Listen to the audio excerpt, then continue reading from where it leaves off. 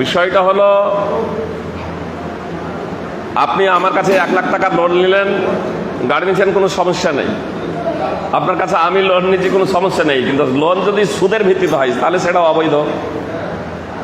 এবার বিষয়টা যে বর্তমানে যেটা কিস্তিতে যেটা গাড়ি চলছে মার্কেটে, বুঝতে পেরেছেন? কিস্তিতে যেটা চলছে, নগদে যদি নেন তাহলে একটা গাড়ির দাম হলো 9 লাখ টাকা, আর কিস্তিতে যদি নেন তাহলে তার দাম হলো 10 লাখ টাকা। ওরা এখানে বলেই দিচ্ছে যে 1 লাখ টাকা সুদ। এটা আলাদা প্রসঙ্গ যে আজকে সিংহভাগ ওলামায়ে কেরাম, এমনকি সৌদিরও বড় বড় শেখ, সিংহভাগ ওলামায়ে কেরাম বলছেন এই প্রসঙ্গে যে আসলে এটা হচ্ছে বিজনেসের একটা পদ্ধতি, যে নগদে যদি নেন তাহলে 9 লাখ টাকা, আর ধারে যদি নেন তাহলে 10 লাখ টাকা। তো এটা সুদ নয়, যদিও ওরা সুদ বলছে, তো এটা সুদ নয়, বলছে এটা একটা বিজনেসের একটা পদ্ধতি, এজন্য তারা এটাকে জায়েজ বলেছেন। অবশ্য ইসলামী চিন্তাবিদদের মধ্যে যেমন আল্লামা নাসিরউদ্দিন আলবানী রাহিমাহুল্লাহ আছেন, এবং হাদিসের কিছু ভাষ্যকাররা এবং হাদিসের কিছু বর্ণনাকারী এবং মুহাদ্দিসিনে কেরাম, তারাও তার মধ্যে রয়েছেন। এবং আল্লামা নাসিরউদ্দিন আলবানী রাহিমাহুল্লাহ যে কথাটা বলেছেন সেটাই আমাকে প্রাধান্যযোগ্য মনে হয়েছে।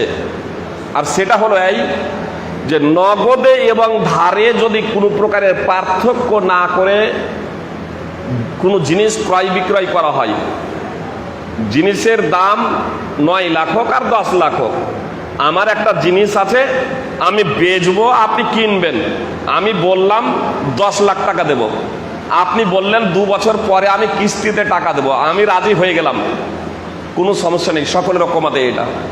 কিন্তু আমি যখন বলছি যে নগদে যদি নেন 9 লাখ আর ধারে যদি নেন তাহলে 10 লাখ টাকা, নগদে আর ধারে পার্থক্য করে যেটা বিক্রয় করা হচ্ছে, এটাকে আল্লামা নাসিরউদ্দিন আলবানী রাহিমাহুল্লাহ নাজায়েজ বলেছেন। আবু দাউদের একটা হাদিস আছে, হাদিস সহিহ, সকলের রকমতে হাদিস সহিহ।